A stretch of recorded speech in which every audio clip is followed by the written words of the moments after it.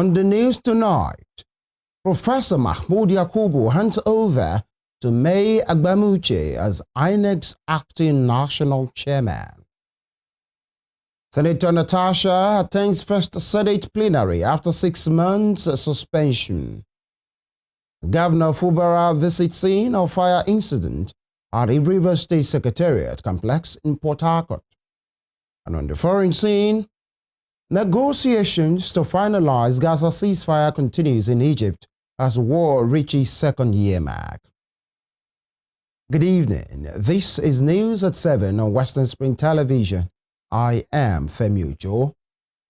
Professor Mahmood Yakubu has handed over to May Agbamuche as the acting national chairman of the Independent National Electoral Commission, INEC. Agbamuche is the oldest serving national commissioner in the electoral body. Professor Mahmood announced this today at his last meeting with resident electoral commissioners at the commission's headquarters in Abuja. He solicited the support of the commissioners and directors of the commission for Agbamuche until the appointment of a substantive chairman. And here in Osun State, the former deputy governor of the state, Senator Iyiola Omisore, has officially declared his intention to contest in the 2026 governorship election under the umbrella of the All Progressives Congress, APC. The declaration tagged "Fix the Broken, Restore Our Dreams" was made in the midst of hundreds of his supporters at the APC party secretariat in Osun, the Osun State capital. Tobi Sanusi was there and now reports. Welcomed by hundreds of supporters and party faithful, Senator Iyiola Omisore makes his message clear to the people, declaring his intention to contest in the 2026 governorship election under the All Progressives Congress, APC. The declaration was made at the APC party secretariat in Osun, the Osun State capital. For the third time, the former deputy governor of Osun State is aspiring to steer the affairs of the state, but this time around under the umbrella of the APC. Senator Omisore, who hopes to emerge the winner in the APC primary election in December, says he intends to run a transparent and accountable government, while stressing that governance is a serious business and not a dancing affair.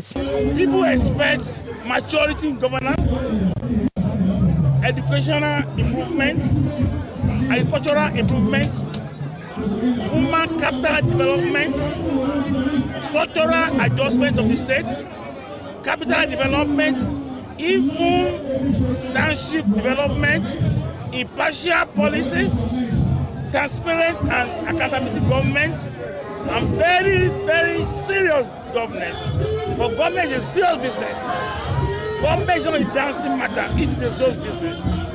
There's nobody who has a science who is a government is a dancing government. They are jokers. Government is serious business and was taken seriously by serious people and matured people as well. The former senator also expressed optimism that the APC will emerge winner in the August 8, 2026 governorship poll. I'm optimistic, and you can see that if you go to primaries today, we will win more than 90%. And if you go to war, you don't hesitate to fail in a war anyway. You go to war to win, you go to war to take slaves, you go to war to defeat people, and you go to war to get the trophy. So by God's grace, I shall get the trophy and deliver APC government next year. Seconding that submission, an APC chieftain and former federal lawmaker Ajibola Famrewa vouched for Senator Omisore's candidacy, saying he is the most qualified among other aspirants.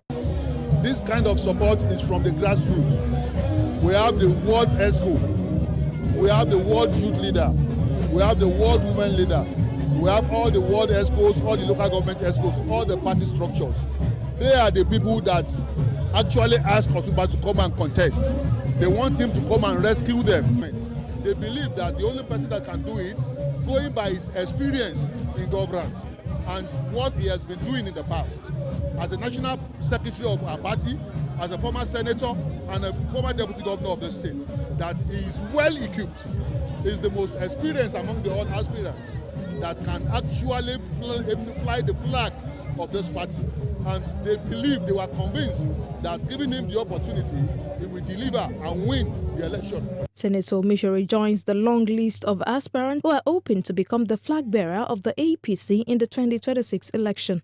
It would be recalled that Senator Omisore had contested for governorship election in the state in 2014 under the PDP, losing to Ogbeni Rauf Aregbesola before contesting again in 2018 under the umbrella of the Social Democratic Party SDP. In an election, he came distant third behind the current Osun State Governor Ademola Adeleke and the eventual winner Boyega Oyetola. Toby Sanusi, Western Spring Television News. And in Kaduna State, the state chapter of the People's Democratic Party, PDP, has suspended its secretary, Seidu Adamu, over allegations of gross misconduct and anti-party activities. The state publicity secretary of the party, Mrs. Maria Dogo, disclosed this in a statement made available to newsmen in Kaduna on Tuesday. Dogo said the suspension was in line with the provisions of Articles 58, subsection 1, and subsection H, and 57, subsection 3 of the PDP Constitution 2017 as amended. She said the decision was reached on Monday during a meeting of the State Working Committee held at the party secretariat in Kaduna. She disclosed that the suspension, which takes immediate effect, will last for 1 month pending the outcome of investigations and subsequent decisions of the party. The party further assured members and the public of its commitment to internal discipline, fairness, and justice under the leadership of the state chairman, Edward Percy Mashar. Unto the National Assembly, Senator Natasha Akpoti-Uduaghan resumed plenary today, following the expiration of her 6-month suspension over misconduct. Upon resumption, it was observed that the Kogi Central Senator took the new seat allocated to her in the minority aisle. Senator Akpoti-Uduaghan finally returned to the Senate plenary on her return on Tuesday and comes after the lawmaker's several attempts to return initially was stopped by the upper chamber. She was suspended in March over the alleged violation of the Senate's standing rules, a decision that sparked mixed reactions. Civil society organizations and opposition politicians condemned the Senate's action, but the upper chamber defended its decision. The PDP senator had approached the court in July over the matter and made an unsuccessful attempt to resume sitting. As the Senate resumed plenary today after a 10-week recess, the President of the Senate, Senator Godswill Akpabio, has urged lawmakers to recommit themselves to accountability, discipline, and purposeful governance. Addressing his colleagues in the Red Chamber while delivering a charge in his opening address, Senator Akpabio reaffirmed the Senate's responsibility to the Nigerian people. He underscored the importance of maintaining order within the legislature, warning against actions that could undermine democratic institutions. He declared that those who seek to weaken the legislature seek to delete the structure of democracy itself. The Senate President also urged swift intervention in the flood disasters affecting various parts of the country, assuring victims that the 10th Senate will not relinquish efforts in addressing the crisis. On economic matters, Senator Akpabio noted improvement in Nigeria's oil production. He also credited President Bola Tinubu's administration with stabilizing state finances. A crisis demanding urgent legislative attention, particularly in areas of agriculture, rural roads, irrigation, and mechanization. This must be introduced. Hunger cannot be defeated with words. Hunger requires policy direction, diligent to defeat it. Our people do not look to us for lamentations. That is not why they voted us. They look to us for action. The banners of terrorism and banditry still threaten the very countryside of Nigeria. The cost of living weighs upon the families and all tables in the nation like iron chains. The flickering of our national grid leaves cities in darkness and commerce in paralysis. These trials summon us to service of uncommon urgency and to partner with the executive arm of government so that together we can rewrite the story of our nation for generations to come. We must legislate with boldness. We must press forward with reforms to steady our economy. We must draw investments. We must broaden the tax base as we have done through the tax reforms. And in the Green Chamber, the Speaker of the House of Representatives, Abbas Tajudeen, on Tuesday swore in 3 members following their victory in the August 16 by-elections. The 3 new lawmakers are among the 5 elected to fill the vacant seats following the death of 4 members. It will be recalled that the Green Chamber lost 4 members due to illness in 2024, including Ekene Adams from Kaduna, Issa Dogonyaro from Jigawa, and Olaide Akinremi from Oyo State, while Oriyomi Onanuga died in 2025. In August, the Independent National Electoral Commission conducted by-elections in the respective states to fill the vacant seats, while the All Progressives Congress won 4 out of the 5 vacant seats. The People's Democratic Party won 1 seat. Those sworn in on Tuesday are Mosadek Binedian from Edo State, Joseph Bagudu from Kaduna State, and Mukhtar Rabiu from Jigawa State. And in Rivers State, Governor Sim Fubara has described as unfortunate the fire incident that gutted a section of the state secretariat complex in Port Harcourt on Monday evening. The affected area, which serves as a creche for the babies of civil servants, was partly destroyed by the blaze. And Governor Fubara, who visited the site this morning to personally assess the level of damage, expressed gratitude to God that no life was lost, noting that the damage was restricted to a small section of the building. He explained that the incident will serve as a wake-up call to fast-track the planned renovation and refurbishing of the secretariat complex, which has been under consideration by his administration. Governor Fubara commended the State Fire Service firefighters for their prompt response, noting that previous investment made by his administration in the 3 fire service stations proved invaluable in containing the situation. You see, when governments make investments, people don't understand what they are doing. Before the emergency rule, we took our time to invest in fire service. I wonder what would have happened if we didn't have a formidable and functional fire service. So we'll continue to do those things that we know will continue to lift Rivers. And to security, Amnesty International says Nigerian authorities must begin to address the security crisis in the southeast region of the country.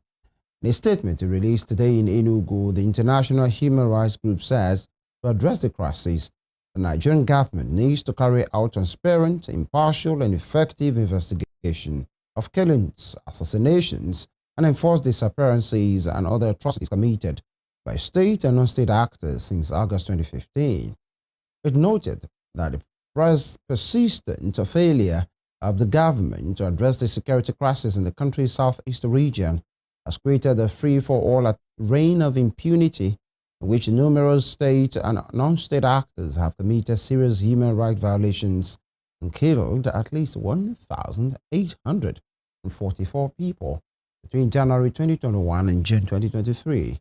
In a survey conducted by the Rights Group between April 2023 to November 2023 across Imo, Delta, Anambra, and Enugu states, there were reports of unlawful killing, torture, enforced disappearances, and arbitrary arrest at the hands of rampaging gunmen, as well as state-backed paramilitary outfits, vigilante, criminal gangs, and cult groups in the southeast region.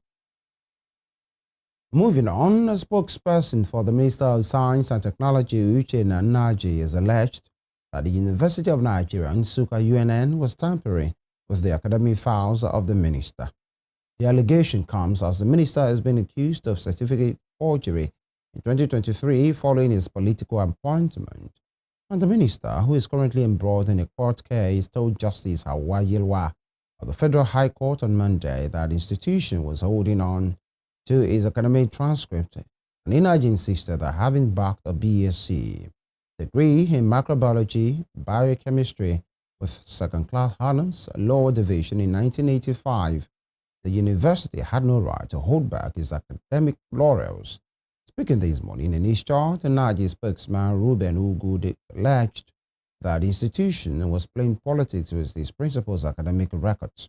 He alleged that the minister's situation had a political undertone as the PDP in Enugu State has found a way to remain in power for the last 26 years as they go after whoever will challenge them and discredit them. It disclosed that in May, the minister applied for his transcript and paid for it, and the institution is here to release the document. Mr. Ngu added that during the last court session on Monday, Onaja sought the protection of the court in several requests. And every year, World Architecture Day is marked on October 6th, and for the year 2025 is themed Design for Strength. The International Union of Architects, UIA, has said that design for strength extends far beyond the notion of structural endurance. It signifies the capacity to repair and reconstruct, enabling buildings and communities to recover and evolve rather than merely resist damage.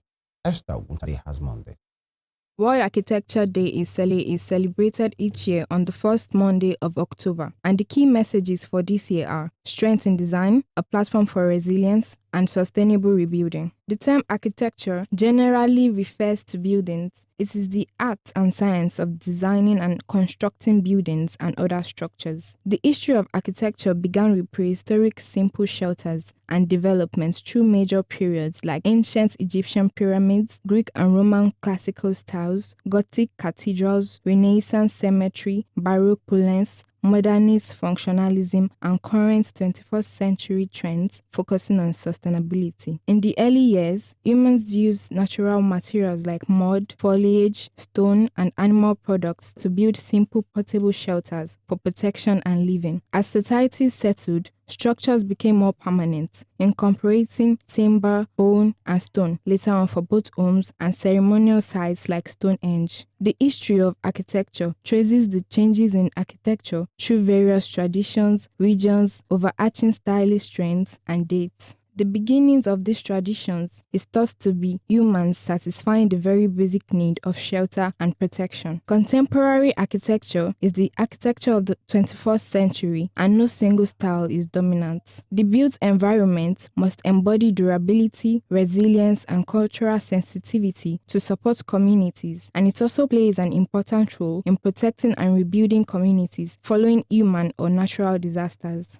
Design for strength encompasses the ability to repair, restore, and adapt our built environment using environmentally responsible materials and methods. An architect is responsible for the way the building looks, but is also responsible for the way the building lives in its surroundings and how it responds to being used by people every day. Architects must ensure that they come up with plans that do not compromise the well-being of the building. However, the challenge is that some contractors disregard the design plans and go for low-quality building materials. When construction companies disregard architectural design plans, it can bring about major safety risk. Architects are encouraged to work together with contractors from early design stages through construction to ensure a successful project by facilitating communication, reducing errors, controlling costs, and improving overall project quality and efficiency. To ensure proper delivery of buildings, architects are expected to meet strict professional standards because a building can collapse due to errors in the design, such as miscalculating load-bearing capacities or overlooking essential safety features. According to Zaha Hadid, an Iraqi and British architect, artist, and designer, architectural designs should speak for their time and place, but yearn for timelessness. This speaks importance for both the project's aesthetic appeal and its long-term resilience. Esther Oguntade, Western Spring Television News.